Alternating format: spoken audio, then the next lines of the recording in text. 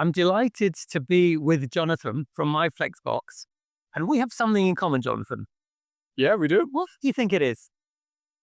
Good question. I mean, our passion about smart lockers out of home. And that is it, exactly. I think, and it's a really cool passion. And I wanted to talk a little bit about your journey and myflexbox journey into this world. So tell us a little bit about myflexbox. Yeah. I mean, as you know perfectly, we as myflexbox, we built an agnostic network. So we are currently the largest agnostic network in Austria and also in Germany.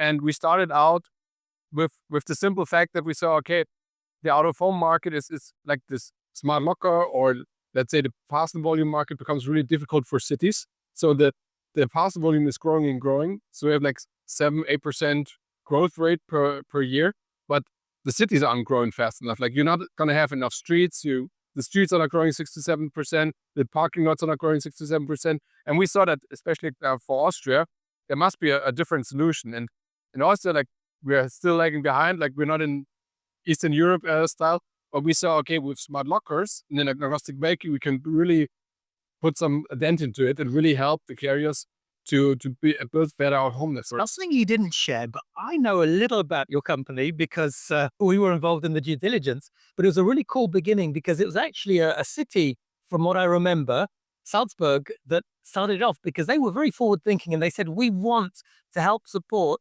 companies that do the right thing.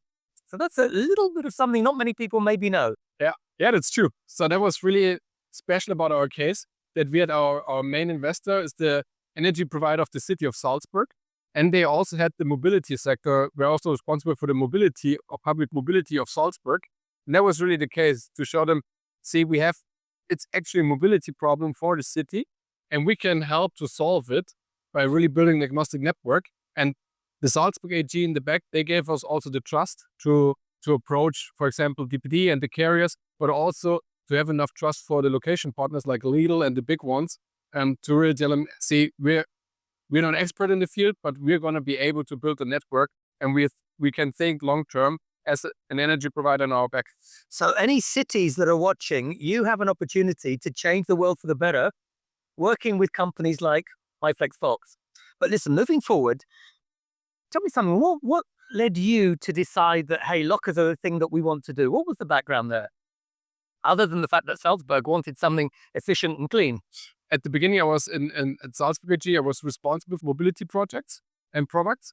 And I really like one of the IT guys, he actually came up with the idea about smart lockers. And he wanted to have it for an internal use case to really solve his IT problems and for the handovers. And I thought, smart locks, they're really, really cool. And that's really a great innovation. And I saw that what is happening in Scandinavia and Eastern Europe. If you look at your sort of milestones along the way, what would they be? Well, at the beginning, for us, it was really tough as a startup. Like, we were three founders, and it was like Peter building the software. So for us, it was super important to have our own agnostic software platform to develop. Then we had Lucas, who was like working on the business development side to get locations and to get the carriers. And I was pretty much doing everything else and doing the strategy. The main milestones at the beginning was to get DPD. So we won DPD as our first large carrier, and they really helped us to build and really understand the platform we tried to build in the future.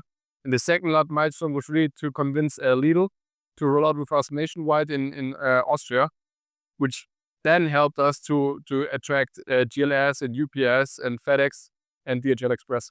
So, as I think they say in Austria or Germany, Vorsprung durch DPD und Lidl. Exactly. I think it will be interesting for our viewers if you were to say, okay, Marek, the biggest lessons I learned were, what would they be? That's a good question. We learned so many lessons on the way as building a startup. For me, the biggest lesson is to know what is your perspective on the market, like, which is basically the vision is basically just to you have a different perspective on the market. And what I now realize later on is that from the beginning on, we had a completely different perspective, because most of the carriers, they see smart lockers as part of their out-of-home network, and it's like one puzzle stone of everything, and it's not really like the main strategy. And for us, it's always been like, we only do smart lockers, and the only thing we do is build this network. And that was really for me, the biggest lesson, which led to a lot of key resources and key activities we did. So everything was related to that field we do in-house. Besides some maintenance and building the hardware, everything else is done in a house by ourselves. And this is really a huge lever. And in there, we had a lot of learnings. Like, yeah, it's always try and error, and you have to. Yeah. But if you were to think, okay, Marek, maybe the biggest single thing that we learned along the line was, what would it be? That the integrations with carriers takes to have a very deep integration takes longer than expected.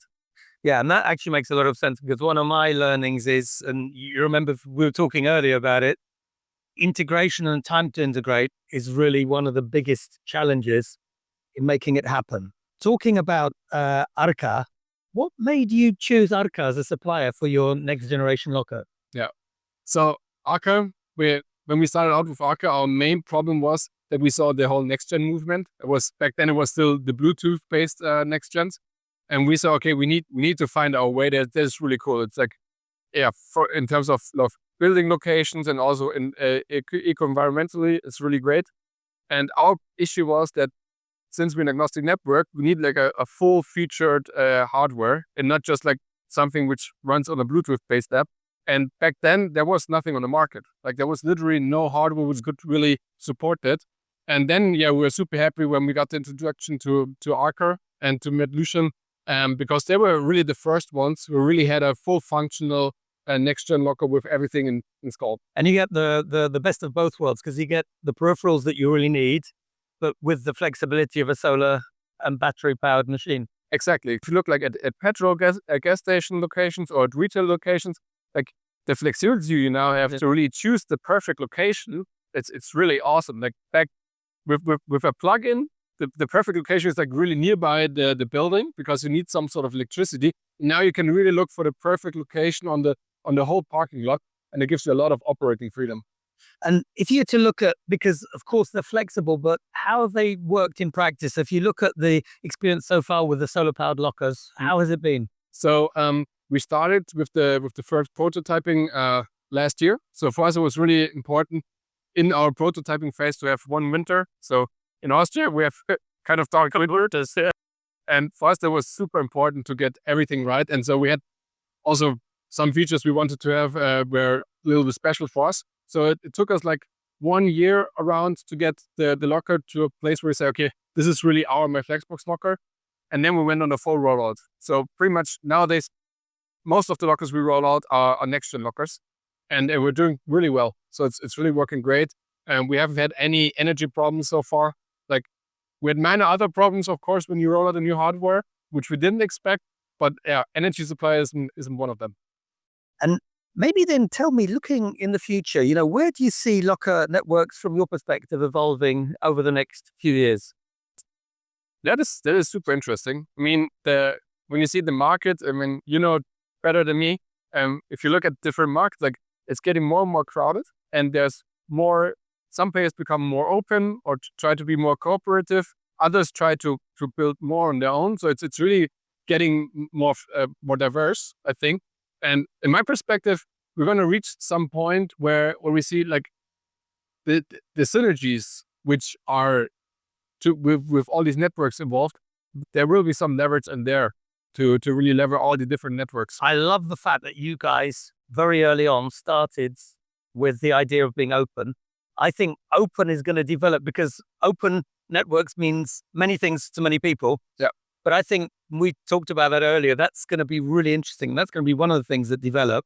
And, watch this space. I expect that if we meet in 2 or 3 years' time, there's going to be a lot of new information about that. But my last question, if you had to, in a few words, describe what working with ARKA is like, and not too many words, what would they be? Okay, the best word for us is also flexibility. Like ARKA is super flexible and extremely professional, and also I'd say streamline automation, because most of the people don't know that ARKA comes out of the automotive sector, and that's super interesting since I'm German. Like we're into that, but they also think in terms of operations differently more rather in this automotive spectrum, where you see, okay, you really have to streamline and smoothen out all the operational aspects. So there you have it. Flexible, but very, shall we say, quality orientated in the same way that you have with automotive. Really pleasure catching up and look forward to future discussions as things develop. Perfect. Thank you so much, Marek.